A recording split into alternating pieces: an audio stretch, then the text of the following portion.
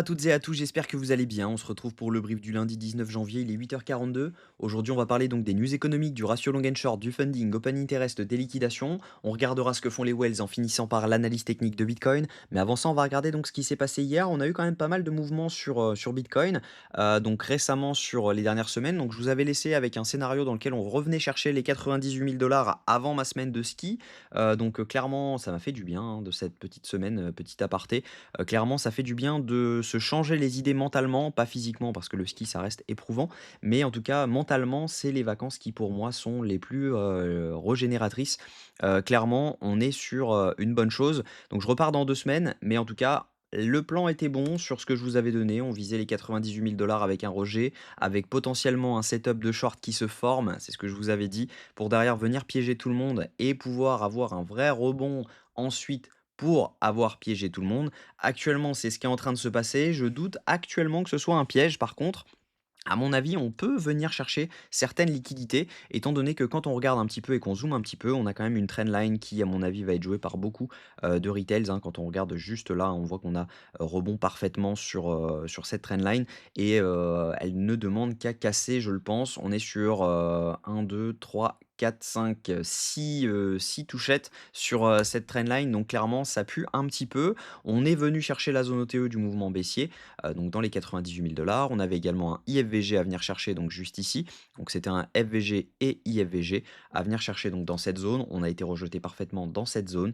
Donc clairement, actuellement, on est plutôt sur un mouvement bearish que haussier. Mais voilà, on n'est pas à l'abri, si les datas reviennent positives, d'avoir un rebond et d'avoir ce fake dump pour piéger tout le monde. Donc ça, c'est plutôt intéressant. Au niveau crypto bubble, on voit que les alts ont pris vraiment très cher. On est sur une moyenne de moins 10% sur les alts.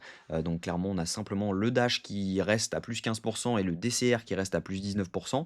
Le XMR également tient plutôt bien, mais le reste, on est plutôt aux alentours entre moins 6 et moins 15%. Donc c'est plutôt pas très agréable, je le conçois, mais à mon avis, c'est de courte durée. On devrait avoir un rebond quand même à venir sur les alts et sur Bitcoin, Ethereum, à mon avis, incessamment sous peu.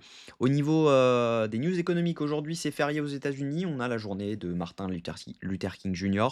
Par contre, on va avoir le jeudi, donc jeudi 22, on va avoir le PIB trimestriel à 14h30. Attendez-vous à avoir pas mal de mouvements. On aura également un discours de Trump demain, non pas demain, pardon, mercredi à 14h30. Même chose, ça risque de bouger pas mal en fonction de ce qu'il dit. On aura également le PCE Core à 16h jeudi, donc ça a un impact direct sur les chiffres, sur l'inflation, donc faites attention, on risque d'avoir pas mal de mouvements. Jeudi, ça reste la journée la plus importante et vendredi 15h45, on aura le PMI service, donc même chose, on risque de bouger pas mal. Au niveau funding open interest, donc on a sorti tous les longs qu'il y avait dans ce mouvement-ci, donc clairement on le voit, hein, sur ce dump, on a eu donc un énorme crash des funding avec un énorme crash de l'open interest, ce qui veut tout simplement dire que ce sont des longs qui se sont fait sortir. Mais qu'est-ce qu'on voit? On voit actuellement, quand on zoome un petit peu, qu'on a une hausse de l'open interest avec une hausse des fundings, ce qui veut dire que ici, majoritairement, ce sont des longs qui sont rentrés. Et donc ça, c'est pas forcément bon pour nous. À mon avis, on peut simplement avoir un rejet dans lequel on vient prendre les liquidations pour derrière venir faire un plus bas. Au niveau liquidation, ce qu'on voit, c'est qu'on a pris le cluster qui avait à prendre autour des 93 000 dollars, mais on a toujours ces clusters à venir prendre, hein, autour des 89 000 dollars. Si on regarde un petit peu, à mon avis, on a quand même beaucoup de chances que certaines de ces liquidations ne soient plus actuelles, étant donné que CoinGlass ne met pas à jour ces données, et donc il y a de fortes chances qu'il n'y ait pas pour 3,6 milliards de dollars à liquider si jamais on va aux 86 000 dollars. Ça, j'en doute sérieusement. Je pense que beaucoup ont pris profit sur cette montée, notamment ici, à mon avis, lorsqu'on a eu ce rejet. À mon avis, quand on est revenu ici, il y en a beaucoup qui ont pris profit parce qu'on a pu leur faire peur. Et même chose ici, hein, si jamais ils étaient déjà à RR de 10, 11, logiquement, ils ont pris profit sur leur trade. Donc, il y a de fortes chances que ces liquidations ne soient plus actuelles. Par contre, les liquidations qui sont juste en dessous ici, logiquement, elles le sont. Donc, logiquement, dans les 89 000 dollars, il y a des probabilités qu'il y en ait encore. Pas autant, je le pense. Mais voilà, on peut encore avoir, à mon avis, un petit 500 millions à venir chercher dans cette zone Donc, il va falloir faire attention. Si on regarde sur 3 jours, on a quand même pas mal de liquidités à venir prendre autour des 96 300 dollars. Donc, je reste sur un avis dans lequel on reviendra chercher les 96 370 dollars à un moment ou à un autre. Il est très probable qu'on vienne le chercher. Maintenant, on peut refaire un petit plus bas parce qu'il y a quand même beaucoup de longs qui se sont ouverts actuellement. Au niveau de ce que font les whales ont acheté et revendu ce mouvement instantanément. Donc, ce n'est pas la même, hein. Bien sûr, c'était une battle de whales, hein, on le voit clairement. On a eu donc une vente massif. Ça a d'abord été racheté par les whales, ce dump, et ensuite ça a été revendu par certaines. Mais ce qu'on voit, c'est que c'est plutôt les micro whales qui ont propagé ce dump. Au moment où on a fait un plus bas par rapport à cette zone, on voit clairement que ça a été vendu.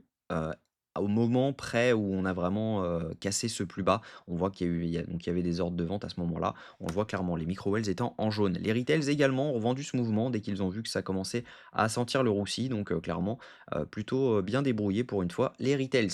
Au niveau technique, donc ce que je pense, c'est que si jamais on regarde en H4, on est actuellement dans un bel OB H4.